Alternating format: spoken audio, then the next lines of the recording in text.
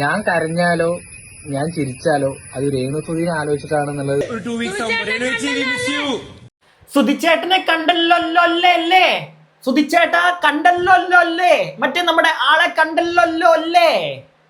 Renusudhi big boss തറവാട്ടിനുള്ളിൽ നല്ല ഒന്നാന്തരം കപട നാടകം ആടിക്കൊണ്ടിരിക്കുകയാണ് സുഹൃത്തുക്കളെ.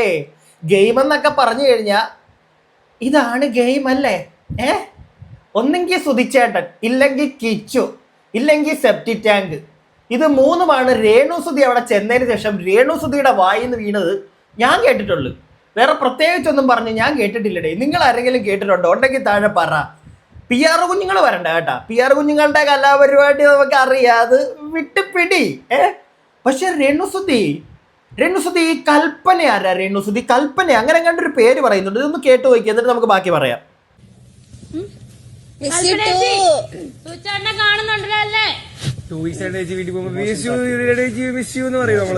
കൽപ്പനേച്ചി സുധിച്ചേട്ടനെ കാണുന്നുണ്ടല്ലോ അല്ലേ? സുധിച്ചേട്ടാ കൽപ്പനേച്ചിയെ കാണുന്നുണ്ടല്ലോ അല്ലേ? എന്തിനിത്? ഇത് അല്ല, എനിക്ക് അറിയാൻ പാടില്ലായിട്ട് ചോദിക്കാം. നിങ്ങൾക്ക് എന്തെങ്കിലും മനസ്സിലാവുന്നുണ്ടോ? എന്തിന്റെ കാര്യം ഇത് എന്തിനാണ് അവിടെ പോയിരിക്കുന്നത്? സുധിച്ചേട്ടനെ മറ്റേ മേളിൽ നിന്ന് താഴത്തേക്ക് വലിച്ചിടാനാ? എനിക്ക് തോന്നുന്നു രേണു എവിടെ പോകുന്നോ, ഇപ്പോൾ രേണു ബിഗ് ബോസിൽ വീട്ടിനുള്ളിൽ, എനിക്ക് തോന്നുന്നു ബിഗ് ബോസിന്റെ ഉത്തരത്തിൽ സുധി ഇരിപ്പുണ്ട് രേണുവിനെ നോക്കി താഴത്തേക്ക്. രേണു ഷൂട്ടിംഗ് സെറ്റിൽ ചെന്നാൽ അവിടെ മേളിൽ ഇരിപ്പുണ്ട് സുധി താഴത്തേക്കും നോക്കി. രേണുവിന്റെ വീട്ടിൽ ചെന്നാൽ, അവിടെ നമ്മൾ ഇന്റർവ്യൂവിന് ചെന്നാൽ അപ്പോഴും പറയും സുധിച്ചേട്ടാ എല്ലാം കാണുന്നുണ്ടല്ലോ അല്ലേ? അവിടെ വീടിന്റെ ഉത്തരത്തിന്റെ മേളിൽ ഇരിപ്പുണ്ട് സുധിച്ചേട്ടൻ. എല്ലായിടത്തും സുധിച്ചേട്ടനാ. രേണു എവിടെ ചെന്നാലും ആത്മാവിനെ ആവാഹിച്ചെങ്ങാണ്ട് കൊണ്ടുപോയിട്ടുണ്ടെന്ന് തോന്നുന്നു ബിഗ് ബോസിൽ രേണുസുധി. ഇത് മൂന്ന് നിങ്ങൾ ആരെങ്കിലും എന്തെങ്കിലും കണ്ടിട്ടുണ്ടോ രേണുസുധി ബിഗ് ബോസിനകത്ത് എന്തെങ്കിലും കാണിച്ചതായിട്ട്? എന്നിട്ടും എങ്ങനെ എനിക്ക് തോന്നുന്നു കുറച്ച് എങ്ങനെ പോയാലും കുറച്ചു കാലം രേണുസുധീനകത്ത് നിൽക്കും. സെപ്റ്റി ടാങ്കും കിച്ചുമോനെ വിളിയും പിന്നെ മറ്റേ എന്താണ് സുധിച്ചേട്ടാ കൽപ്പനേച്ചിയെ കാണുന്നുണ്ടല്ലോ അല്ലേ? കൽപ്പനേച്ചി കണ്ടല്ലോ അല്ലേ? ആരാടേ കൽപ്പനേച്ചിയൊക്കെ? എനിക്കറിയാൻ പാടില്ല. സുധിച്ചേട്ടാ സുധിച്ചേട്ടൻ പിന്നെ മിടുക്കനായതുകൊണ്ട് നമുക്കറിയാൻ പാടില്ല എന്തൊക്കെയാണോ അതിനകത്ത് നടക്കുന്നത്. എന്തായാലും രേണുസുധിയുമായി ബന്ധപ്പെട്ട് വേറൊരു വീഡിയോ എൻ്റെ ശ്രദ്ധയിൽപ്പെട്ടു. ഒരാൾ ബിഗ് ബോസ് റിവ്യൂ ചെയ്യുന്നതിനകത്ത് നമ്മുടെ രേണുവിനെ പറ്റി കുറച്ച് കാര്യങ്ങൾ പറയുന്നുണ്ട്. ഞാൻ അതൊന്ന് നിങ്ങളെ കേൾപ്പിക്കാം. ഇതിനകത്തെ കുറച്ച് കാര്യങ്ങൾ ഞാൻ ഓൾറെഡി നേരത്തെ പറഞ്ഞതാണ്, പക്ഷെ പുതുതായിട്ട് കുറച്ച് കാര്യങ്ങൾ ആഡ് ചെയ്യാനുണ്ട്. അപ്പം നിങ്ങളത് കേൾക്ക്, എന്നിട്ട് ഞാൻ ബാക്കി പറയാം. പിന്നെ ചാനൽ ആദ്യമായിട്ട് കാണുന്ന ആരെങ്കിലും ഒക്കെ ഉണ്ടെങ്കിൽ ഒന്ന് ചാനൽ സബ്സ്ക്രൈബ് ചെയ്യുക. കൂടാതെ വീഡിയോയ്ക്ക് ലൈക്ക് തരിക. കമന്റ് ബോക്സിൻ്റെ അവിടെ ഹൈപ്പ് വീഡിയോ എന്ന് പറയുന്ന ഒരു സാധനം കാണും. ഒരു കാരണവശാലും മറന്നു പോകില്ല അവത്തെ ഞെക്കാൻ. അവത്തേലും കൂടെ ഞെക്കുക, എന്നിട്ട് നമുക്ക് ബാക്കി ഇനി അങ്ങോട്ട് കേൾക്കാം. 2008 2009 കാലഘട്ടം എപ്പോഴും അങ്ങനെയാണ് സംസാരിക്കാറ്. 2 വർഷം ചേർത്ത് വെച്ചാണ് എപ്പോഴും സംസാരിക്കുള്ളൂ. ഇപ്പൊ ഒരിടത്ത് എന്ന് പറഞ്ഞ ടാസ്കില് രേണു പറഞ്ഞൊരു കഥയാണിത്. അത് രേണുസുധി പഠനത്തെ കുറിച്ച് പറയാണ്. 2008 2009 കാലഘട്ടത്തിൽ നഴ്സിംഗ് പഠിച്ചു എന്നാണ് പറയുന്നത്. ജനന സമയം ഇത് തന്നെയാട്ടോ പറഞ്ഞത്. 92 93 കാലഘട്ടത്തിൽ ജനിച്ച ആളാണ് ഞാനെന്നാണ് പറയുന്നത്. അങ്ങനെ കണക്ക് നോക്കുവാണെങ്കിൽ 17ാമത്തെ വയസ്സിൽ നഴ്സിംഗിന് ചേർന്നു രേണു. 17ാമത്തെ വയസ്സിൽ സാധാരണ എല്ലാവരും +2 അല്ലേ പഠിക്കുക. കാരണം 15ാമത്തെ വയസ്സിൽ 10ാം ക്ലാസ് എഴുതി പിന്നെ 16 17 +2, 18ാമത്തെ വയസ്സിലൊക്കെ അല്ലേ പിന്നെ ഒരു ഹയർ സ്റ്റഡീസിലോട്ടൊക്കെ പോകത്തുള്ളൂ.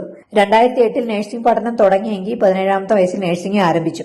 ഈ വീഡിയോയിൽ സംസാരിക്കുന്ന ചേച്ചിക്ക് ഒരു ചെറിയ അബദ്ധം പറ്റി. ചെറിയ അബദ്ധം എന്ന് പറഞ്ഞാൽ വേറൊന്നുമല്ല, വലിയ അബദ്ധമൊന്നുമല്ല. രേണുവിന് പറ്റുന്ന നടക്കത്ത വലിയ അബദ്ധമൊന്നുമല്ല, ചെറിയൊരു അബദ്ധം.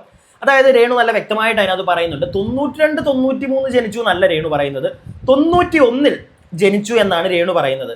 നമുക്ക് ആ ക്ലിപ്പ് അതേപോലെ ഞാൻ കാണിക്കുന്നില്ല. 91 നിങ്ങൾക്ക് ആർക്കെങ്കിലും താല്പര്യം ഉണ്ടെങ്കിൽ എപ്പിസോഡ് പോയി നോക്കിക്കഴിഞ്ഞാൽ മനസ്സിലാവും. 91 ജനിച്ചു എന്ന് രേണു പറയുന്നുണ്ട്. രേണു 91 ജനിക്കോ, 92 ജനിക്കോ, രേണു 89 ജനിക്കോ, നമ്മളെ അതൊന്നും ബാധിക്കുന്നില്ല. പക്ഷേ ഈ ഒരിടത്തൊരിടത്ത് എന്ന ടാസ്കിൽ രേണു വന്നിരുന്ന കഥ പറഞ്ഞത് നിങ്ങൾ കേട്ടായിരുന്നോ പ്രിയപ്പെട്ടവരുടെ? നല്ല ഒന്നാന്തരം കഥയായിരുന്നു. പണ്ട് സ്കൂളിലൊക്കെ കുട്ടികൾ കഥ പറയത്തില്ലേ? കുട്ടികളെ, സുഹൃത്തുക്കളെ, ഒരിടത്തൊരിടത്ത് രേണുസുധി എന്ന് പറയുന്ന ഒരാളുണ്ടായിരുന്നു. ആളുടെ ശരിക്കുള്ള പേര് രേഷ്മ പി തങ്കച്ചൻ. നാട്ടുകാരെ മൊത്തം പറ്റിക്കുക, അതായിരുന്നു ഞങ്ങളുടെ മെയിൻ പരിപാടി. അങ്ങനെ എൻ്റെ അച്ഛൻ എന്നെ വളർത്തി വലുതാക്കി. ഞാൻ നഴ്സിങ്ങിന് പോയി, അത് കഴിഞ്ഞ് എയർ ഹോസ്റ്റസിന് പോയി, ലാസ്റ്റ് ഇതൊക്കെ വിട്ടു. എന്നിട്ട് സുധിച്ചേട്ടൻ്റെ കൂടെ കൂടി, എന്നിട്ട് കോമഡി സ്റ്റാർസ് വന്നു. നാട്ടുകാരെ, ഞാൻ എല്ലാം പഠിച്ചു, ഞാൻ മിടുക്കിയാണ് എന്നുള്ള കഥകൾ പറഞ്ഞു. ഇതൊക്കെയാണ് സത്യം പറഞ്ഞ രേണുവിനെ പറ്റി എനിക്ക് പറയാനുള്ളത്. എന്തായാലും ഈ ചേച്ചി പറയുന്ന ബാക്കി നമുക്ക് കേൾക്കാം, എന്നിട്ടേ ഞാൻ സംസാരിക്കുന്നുള്ളൂ, പോയിന്റുകൾ പറയുന്നുള്ളൂ. അതെന്തേലാവട്ടെ. അങ്ങനെ 1.5 വർഷത്തോളം രേണുസുതി നേഴ്സിംഗ് പഠിച്ചു. അങ്ങനെ 1.5 വർഷം കഴിഞ്ഞപ്പോൾ ഡ്യൂട്ടിയൊക്കെ ആരംഭിച്ചു. അതായത് ഹോസ്പിറ്റലിൽ ഡ്യൂട്ടിക്ക് പോകണം. അങ്ങനെ ഡ്യൂട്ടി ആരംഭിച്ചപ്പോൾ അത് പുള്ളിക്കാരിക്ക് ഇഷ്ടമായില്ല. കാരണം വെച്ചാൽ ബ്ലഡൊക്കെ കാണുമെന്നാ പറയണത്. എന്നാൽ ഞാൻ പറയുന്നത് അതല്ല, പുള്ളിക്കാരിക്ക് പണിയെടുക്കാൻ വയ്യ. അതാണ്. ഇപ്പൊ നിങ്ങൾ മെഡിക്കൽ കോളേജിലൊക്കെ പോയിട്ടുള്ളവരാണെങ്കിൽ ചിന്തിച്ചാൽ മതി. ചേച്ചി, ഈ പറഞ്ഞതിനോട് ഞാൻ കംപ്ലീറ്റ് ആയിട്ട് യോജിക്കുന്നില്ല. പണിയെടുക്കാൻ പറ്റാത്തതുകൊണ്ടാണോ ഇത് നിർത്തി പോകുന്നതെന്നൊന്നും നമുക്കറിയത്തില്ല. പക്ഷെ എന്നാൽ എന്തൊക്കെയാണെങ്കിലും രേണുസുതിക്ക് അവിടെ ചെന്നൊന്ന് അടിച്ചു പൊളിക്കുക, അവർ പറഞ്ഞ ചിലപ്പോൾ അടിച്ചു പൊളിക്കുക എന്നുള്ള മൂടി ചെന്നപ്പോൾ 8ന്റെ പണി കിട്ടി. അതുകൂടാതെ നേഴ്സിങ് ഒരാൾ പോകുമ്പോൾ അറ്റ്ലീസ്റ്റ് അത് എന്താണ് ജോലി ചെയ്യേണ്ടത്, മറ്റേ വെൽഡ് ചെയ്യുവാണോ, പൈപ്പിന് മറ്റേ MC ഒട്ടിക്കുവാണോ, ഇതൊക്കെ അറിഞ്ഞിട്ടല്ലേ നമ്മളൊരു പണിക്ക് പോകത്തുള്ളൂ. ഇതൊരു മാങ്ങ അറിയാതെയാണ് ചേച്ചി നേഴ്സിങ്ങിന് പോയത്. മനസ്സിലായ? ബാംഗ്ലൂർ എന്ന് കേട്ടപ്പോൾ ചേച്ചി ചാടി വീണു, അത്രേ ഉള്ളൂ. അവിടെ ചെന്ന് കഴിഞ്ഞപ്പോഴാണ് വായും പൊളിച്ച് അന്നോ കുത്തോ ഇല്ലാതെ ഇങ്ങനെ അയ്യോ ചോര, അയ്യോ സിറിഞ്ച്, മനസ്സിലായ? അത്രേ ഉള്ളൂ. എനിക്ക് അങ്ങനെയാണ് തോന്നുന്നത്. അവിടെ ചെന്ന് കഴിഞ്ഞപ്പോഴത്തേക്ക് ചേച്ചിയുടെ കിളി പോയി. 1.5 വർഷം കൊണ്ട് പ്രത്യേകിച്ച് അവിടെ കൂടായ്പും പരിപാടിയൊന്നും നടക്കത്തില്ല എന്ന് മനസ്സിലായി, തിരിച്ച് നാട്ടിലേക്ക് പോകുന്നു. അതായിരിക്കാം ബാക്കി. അവിടെ മെഡിക്കൽ കോളേജിലെ MBBS സ്റ്റുഡൻസ് ഇപ്പൊക്കെ ഏത് തരത്തിലാണ് പണിയെടുക്കണേ നിങ്ങളൊന്ന് ആലോചിച്ച് നോക്കിയേ. അപ്പൊ നേഴ്സിംഗ് സ്റ്റുഡൻസിന്റെ അവസ്ഥ എന്തായിരിക്കും? എല്ലാം ഊരി എടുക്കത്തില്ലേ, അതുപോലെ പണി ചെയ്യേണ്ടി വരും. അങ്ങനെ പണി ചെയ്യാൻ മടി കൊണ്ടാണ് അതിട്ടിട്ട് ഓടിയത്. അവിടെ ചെന്നപ്പോഴാണ് അറിഞ്ഞത് നല്ലതായിട്ട് പണിയെടുക്കണം എന്നുള്ള കാര്യം. അതോടെ എനിക്ക് പറ്റില്ല എന്ന് പറഞ്ഞിട്ട് വിട്ടിട്ട് പോയി. അതാണ് നടന്നത്. പണിയെടുക്കണമെന്ന് വിചാരിച്ചിട്ട് വിട്ടിട്ട് പോയതായിരിക്കും, നമുക്കറിയത്തില്ല. നമ്മൾ രേണുവോട് ചോദിച്ചിട്ടില്ല, രേണുവിടെ കൂടെ പഠിച്ചാരും നമ്മളോട് പറഞ്ഞിട്ടില്ല. അതുകൊണ്ട് തന്നെ എനിക്കറിയില്ല ഈ ചേച്ചി എന്തുകൊണ്ട് അങ്ങനെ പറഞ്ഞു എന്ന് ചോദിച്ചാൽ അതും എനിക്കറിയത്തില്ല. പക്ഷേ ഇതായിരിക്കും സംഗതി. ഒരു തേങ്ങ മാങ്ങ അറിയാതെ അങ്ങോട്ട് ചെന്ന് കയറി കൊടുത്തു. അവിടെ ചെന്നതെല്ലാം കണ്ടപ്പോഴത്തേക്ക് ചേച്ചിയുടെ കിളി പോയി കാണും, നേരെ തിരിച്ചോടിക്ക് പോകുന്നു.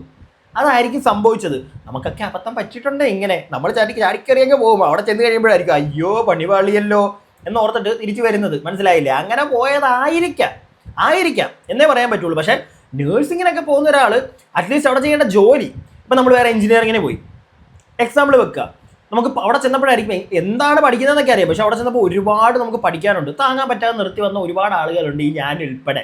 പക്ഷേ ഒരു നേഴ്സ് എന്ന് പറയുമ്പോൾ ആ നേഴ്സിൻ്റെ ജോലി എന്താണ്? ഒരു ഹോസ്പിറ്റലിൽ നമ്മൾ പോകാത്തതായിട്ട് ആരും ഇല്ലല്ലോ. അപ്പോൾ ഒരു നേഴ്സ് എന്തൊക്കെയാണ് ചെയ്യുന്നതെന്ന് അറിഞ്ഞു വെച്ചിട്ട് വേണ്ട അത് പഠിക്കാൻ പോകാൻ. അതൊന്നും ഇല്ലാതെ ചാടിക്കയറി പോയിട്ട് അവിടെ ചെന്നെന്തോ കാണിച്ച് ഒപ്പിച്ചേച്ചും തിരിച്ചേക്ക് പോകുന്നത്. അതാണ് ഈ ചേച്ചിയുടെ കാര്യത്തിൽ സംഭവിച്ചത്. ഇനിയും വേറൊരു നാടകമുണ്ട് ഈ ചേച്ചിയുടെ. ഇതാണ് നാടകം. ഇത് അവസാനം വരെ ബിഗ് ബോസ് കാണുന്ന എല്ലാ ആൾക്കാരും ഓർത്തോ, അവസാനം വരെ ഈ ചേച്ചി എന്ന് വരെ അതിനകത്ത് നിൽക്കുന്നോ അന്ന് വരെ ഈ സാധനം നമ്മൾ കാണേണ്ടി വരും. ഏതാന്നല്ലേ ദേ കണ്ടോ. ഒരു കാര്യം ഞാൻ പറയാം, എനിക്കത് ക്ഷമിക്കാൻ പറ്റില്ല. അത്രയ്ക്കും എന്റെ മനസ്സ് കീറി മുറിച്ചു. എന്നെ ഇവിടെ നിന്റെ പേരിൽ എന്നെ വിട്ടാലും ക്ഷമിക്കില്ല അക്ബർ, നിന്നോട് ഞാൻ ക്ഷമിക്കില്ല അക്ബർ. ചെന്ന് 2-ാം ദിവസം നടന്ന കാര്യമാണ്. 10-12 14 ദിവസമോ 13 ദിവസമോ 10 വൈകി എന്താണെങ്കിലും ഇത്രയും ദിവസമായാലേ ചേച്ചിക്ക് അത് മറക്കാൻ വയ്യ. മറക്കണ്ട ചേച്ചി.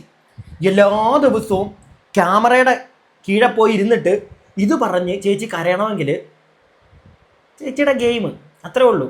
പക്ഷേ എല്ലാ ദിവസവും ഈ ഗെയിം തന്നെ എന്തിനാ ഈ പെണ്ണുപിള്ളേ ഇറക്കുന്നത്? ഇവർക്ക് വേറെ വല്ല ഗെയിമും ഇറക്കിക്കൂടെ? എന്തെങ്കിലും ഒരു വെറൈറ്റി, കാണുന്നവർക്കൊരു കുളിർമ, എന്തെങ്കിലും പുതുതായിട്ട്. അനുമോൾ എന്തെങ്കിലും പറഞ്ഞെന്നോ, ജിസൈൽ എന്നെ ഇംഗ്ലീഷിൽ തെറി പറഞ്ഞെന്നോ ഒന്നുമില്ല. അക്ബർ പറഞ്ഞു സെപ്റ്റിക് ടാങ്ക്, എനിക്ക് ഒരിക്കലും അത് ക്ഷമിക്കാൻ പറ്റില്ല. ബിഗ് ബോസ് കുറേ ദിവസമായിട്ട് ഈ സാധനം കണ്ടുകൊണ്ടിരിക്കുക. ഞാൻ പറയട്ടെ, അവസാനം വരെ അക്ബർ അതിനകത്ത് ഉള്ളോടത്തോളം കാലം, അല്ലെങ്കിൽ രേണു അതിനകത്ത് ഉള്ളോടത്തോളം കാലം ഈ ഒരു സാധനം നമ്മൾ കേൾക്കേണ്ട വരും. ഇനി ഇതിനെക്കാട്ടിലും വലിയ ഒരു ചുന്ദരനുണ്ട്. ആരാന്നറിയാവോ? രേണുസുതിയുടെ സ്വന്തം. രേണുസുതി കാരണം ഞാനൊക്കെ അറിഞ്ഞ പ്രതീഷ് എന്ന് പറയുന്ന വ്യക്തി ഒരു വീഡിയോ ഇട്ടേക്കുന്ന കണ്ടു. അപ്പോൾ ഇവൻ്റെ വിചാരം നമ്മളൊക്കെ വെറും മണ്ടന്മാര്, ഇവൻ പുത്തിമാൻ, ആ ഒരു മൂഡിലാണ്. നമ്മളൊന്നും അത്ര വലിയ പുത്തിമാനൊന്നുമല്ല കേട്ടോ, നമ്മളൊക്കെ കൊച്ചളിയാ, വെറുതെ വിട്.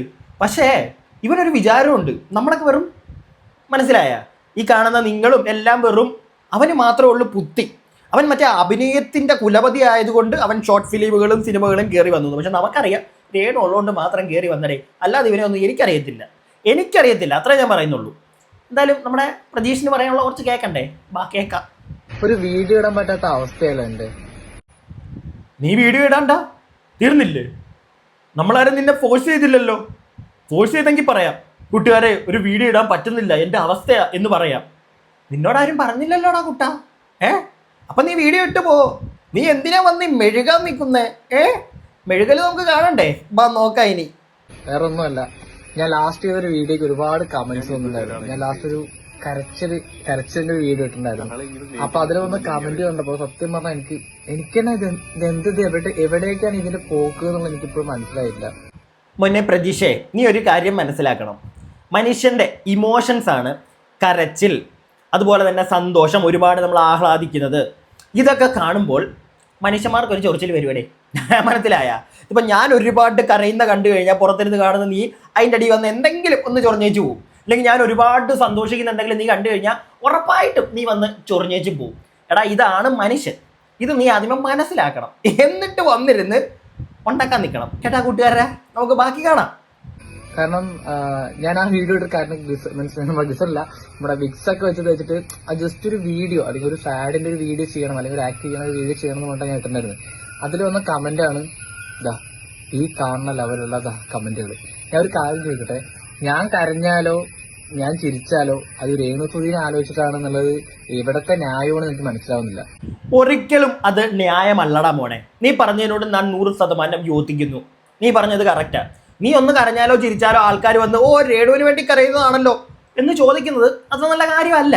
പക്ഷെ ആളുകൾ ചോദിക്കുന്നത് കൊണ്ടാണ് മോനെ നിന്റെ വീഡിയോ റീച്ച് ആവുന്നതും ആ രേണു എന്ന് പറയുന്ന വ്യക്തി കാരണമാണ് നിന്നെ 10 പേര് അറിഞ്ഞത്. അതാണ് നീ അതിനകത്തൊന്ന് മനസ്സിലാക്കേണ്ട വേറെ മെയിൻ ഒരു കാര്യം. പിടികിട്ടിയാൽ നിനക്ക് ആ സ്ത്രീ കൊണ്ടാണ്, ആ സ്ത്രീ വന്നതിന് ശേഷമാണ്, അവരെ നാട്ടുകാർ തെറി പറയാൻ തുടങ്ങിയപ്പോഴാണ് നിന്നെയും 10 പേര് ശ്രദ്ധിക്കാൻ തുടങ്ങിയത്.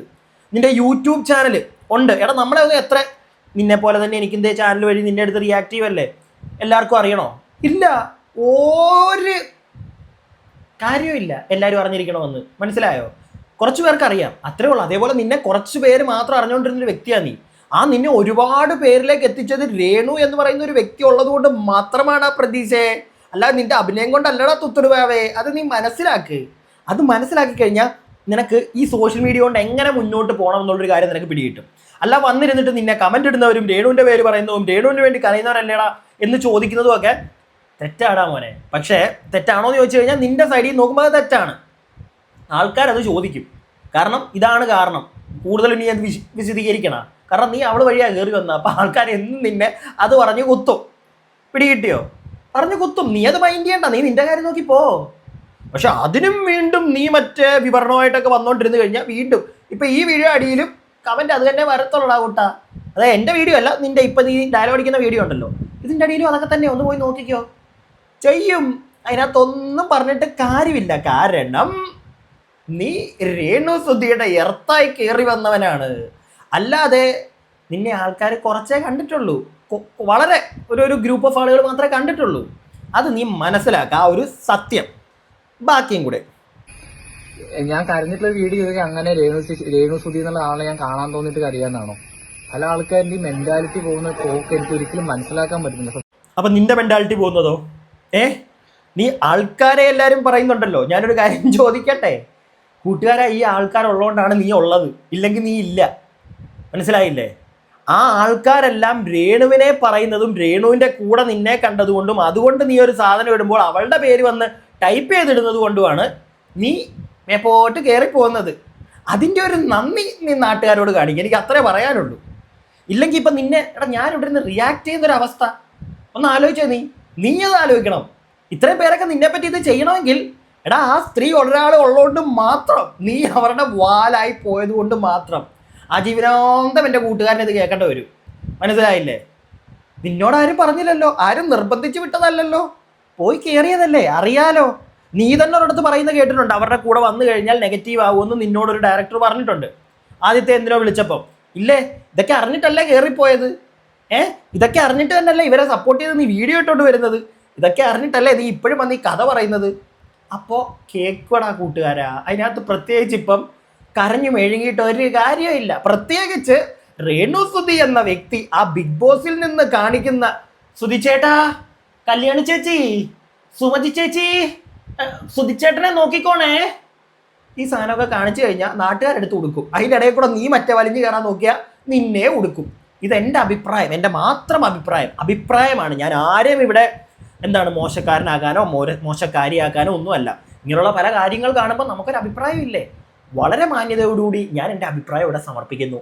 ഇനി നിങ്ങൾക്ക് പറയാനുള്ളത് നിങ്ങൾ അങ്ങോട്ട് പറയുക. അടുത്ത വീഡിയോയ്ക്കായി stay tuned and stay weird. അപ്പോൾ കാണാം.